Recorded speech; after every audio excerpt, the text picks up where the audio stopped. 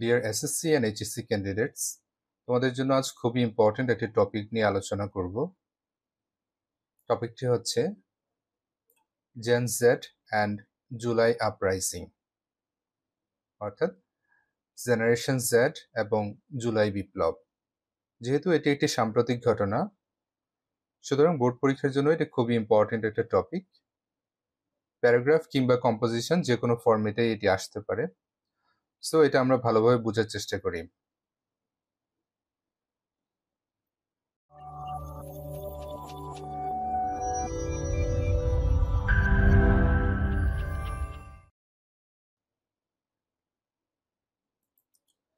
Gen Z refers to the generation born between the late 1990s and early 2010s.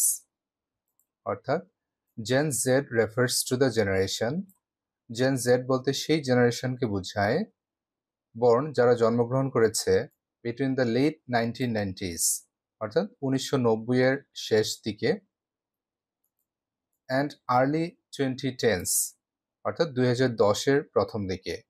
তার মানে এই সময়ের মধ্যে যারা জন্মগ্রহণ করেছে তাদেরকেই আমরা জেন জেড বা জেনারেশন জেড বলে থাকি। They are known for their tech savviness, creativity and strong sense of social justice. তো প্রতিটা জেনারেশনেরই কিছু স্পেসিফিক ক্যারেক্টারিস্টিক থাকে। তো এই জেনারেশন জেড তাদেরও কিছু বিশেষ ক্যারেক্টারিস্টিক আছে, সেগুলো হচ্ছে ট্যাক্স সেভিনেস অর্থাৎ টেকনোলজির প্রতি তাদের অনেক বেশি আগ্রহ, ক্রিয়েটিভিটি তাদের সৃজনশীলতা অন্য যে কোনো জেনারেশনের তুলনায় অনেক বেশি, and strong sense of social justice. Social justice বা সামাজিক যে বিচার বা ন্যায় বিচার, এই বিষয়ে তারা সবসময় খুব বেশি careful. The July Uprising, a significant historical event, showcases how youth can play a powerful role in bringing about change. এবার আমরা জুলাই আপরাইজিং এর কথায় আসছি। এই যে জুলাই আপরাইজিং বা জুলাই বিপ্লব, এটা একটা সিগনিফিক্যান্ট হিস্ট্রিক্যাল ইভেন্ট। সিগনিফিক্যান্ট মানে গুরুত্বপূর্ণ, হিস্ট্রিক্যাল ইভেন্ট মানে ঐতিহাসিক ঘটনা। তো এই যে জুলাই আপরাইজিং বা জুলাই বিপ্লব, এটা শো কেসেস মানে শো করে বা প্রদর্শন করে বা দেখায় how youth can play a powerful role, কিভাবে ইয়ুথরা একটি দেশের ইয়াং যারা তারা কিভাবে একটা পাওয়ারফুল রোল পালন করতে পারে বা শক্তিশালী ভূমিকা পালন করতে পারে ইন ব্রিঙিং অ্যাবাউট চেঞ্জ, যে কোনো পরিবর্তন নিয়ে আসার ক্ষেত্রে। ব্রিং অ্যাবাউট এটা একটা ফ্রেজ, এর মানে হচ্ছে নিয়ে আসা। It began as the quota reform movement. আমরা সবাই জানি যে এই যে জুলাই বিপ্লব, এটা মূলত শুরু হয়েছিল কোটা রিফর্ম মুভমেন্ট হিসেবে, অর্থাৎ রিফর্ম মানে সংস্কার, মুভমেন্ট হচ্ছে আন্দোলন। তার মানে কোটা সংস্কার আন্দোলন হিসেবে মূলত এটা শুরু হয়েছিল ইন আর্লি জুন 2024, 2024 জুনের প্রথম দিকে, এবং led by the students against discrimination অর্থাৎ বৈষম্য বিরোধী ছাত্রদের দ্বারা এটা পরিচালিত হয়েছিল। লিড শব্দের পাস্ট ফর্ম হচ্ছে লেড। তার মানে এই জুলাই বিপ্লবটা মূলত কোটা রিফর্ম মুভমেন্ট বা কোটা সংস্কার আন্দোলন হিসেবে জুনের প্রথম দিকে শুরু হয়েছিল এবং এটা নেতৃত্ব দিয়েছিল বৈষম্য বিরোধী ছাত্ররা। Using social media platforms like Facebook, WhatsApp, and Instagram, Gen Z quickly organized peaceful protests across the country. তো এই আন্দোলনটা শুরু হওয়ার পরপরই ইউজিং সোশ্যাল মিডিয়া, বিভিন্ন ধরনের সোশ্যাল মিডিয়া ইউজ করে, যেমন ফেসবুক, হোয়াটসঅ্যাপ, ইনস্টাগ্রাম, এই সমস্ত সোশ্যাল মিডিয়া ইউজ করে এই জেন জেড বা জেনারেশন জেড তারা কি করেছিল, কুইকলি খুব দ্রুত তারা organized peaceful protests across the country. পুরো দেশে তারা পিসফুল মানে শান্তিপূর্ণ, প্রটেস্ট মানে প্রতিবাদ, তারা শান্তিপূর্ণ প্রতিবাদ গড়ে তুলেছিল। অর্থাৎ বিভিন্ন সোশ্যাল মিডিয়ার সাহায্যে তারা তাদের যে আন্দোলনটা এটা পুরো দেশে ছড়িয়ে দিয়েছিল। Their creativity and energy brought a fresh spirit to the movement. এবং তাদের ক্রিয়েটিভিটি এবং তাদের এনার্জি এটা খুব দ্রুতই এই আন্দোলনে একটা ফ্রেশ স্পিরিট নিয়ে আসছিল, একটা নতুন উদ্যম নিয়ে আসছিল। However, the movement turned into a full-fledged mass uprising after the government carried out mass killings of protesters known as the July Massacre by late July. কিন্তু কি হয়েছিল? এই আন্দোলনটা turned into a full-fledged mass uprising. Turned into মানে পরিণত হয়েছিল একটা পুরো mass uprising এ। mass uprising শব্দের অর্থ হচ্ছে গণ অভ্যুত্থান, অর্থাৎ গণমানুষের অভ্যুত্থান।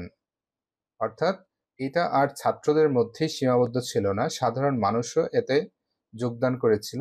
তার মানে এটা mass uprising বা গণ অভ্যুত্থানে পরিণত হয়েছিল। কখন সেটা? After the government carried out mass killings. Government যখন ম্যাস কিলিং করেছিল মানে গণহত্যা করেছিল অফ প্রটেস্টার্স, প্রতিবাদকারীদের, অর্থাৎ যারা প্রতিবাদ করছিল তাদেরকে যখন গণহত্যা করা হলো, যেটা লেট জুলাই, জুলাইয়ের লাস্টের দিকে, তখন এটা ম্যাস আপরাইজিং এ পরিণত হলো, গণ অভ্যুত্থানে পরিণত হয়। এবং এই যে ম্যাস আপরাইজিংটা এটা জুলাই ম্যাসাকার নামেও পরিচিত। ম্যাসাকার শব্দের অর্থ গণহত্যা, অর্থাৎ জুলাই গণহত্যা নামে এটা পরিচিত।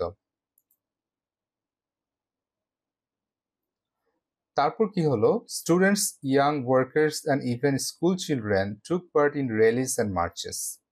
এরপর ছাত্ররা, ইয়াং ওয়ার্কার্স যারা ছিল তারা এবং স্কুল চিলড্রেনরাও টুক পার্ট মানে অংশগ্রহণ করেছিল ইন র্যালিস অ্যান্ড মার্চেস, বিভিন্ন র্যালিতে এবং বিভিন্ন মিছিলে।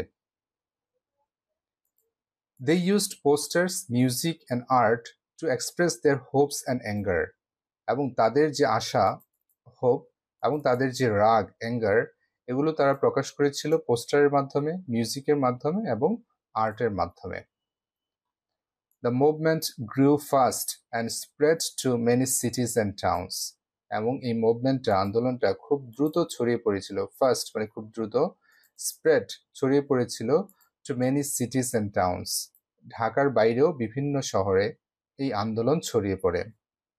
By early August, অগস্টের প্রথম দিকে, the movement evolved into a non-cooperation movement.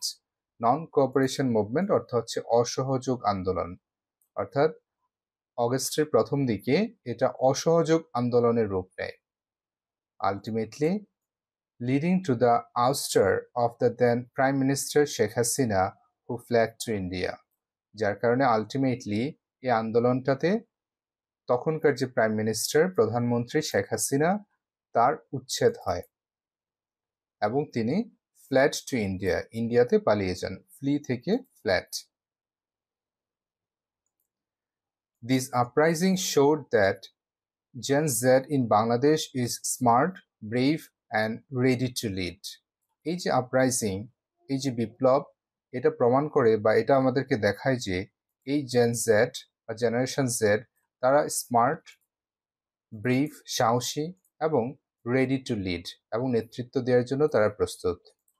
They proved that young people can make a big difference when they stand together for justice, fairness and a better tomorrow.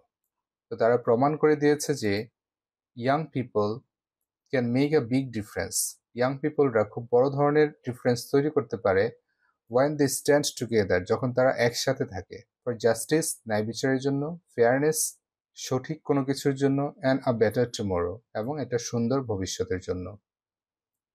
So এই হচ্ছে আমাদের paragraph. এখানে gen Z এবং July uprising এর সকল important information আছে এবং logical sequence অনুযায়ী সাজানো আছে। সো তোমরা চাইলে এটা ফলো করতে পারো অথবা নিজেদের মতো করে হালকা চেঞ্জ করে নিতে পারো। আমাদের আজকের আলোচনা এ পর্যন্তই। নেক্সট ক্লাসে আমরা অন্য কোনো ইম্পর্টেন্ট টপিক নিয়ে আলোচনা করব। ধন্যবাদ সবাইকে।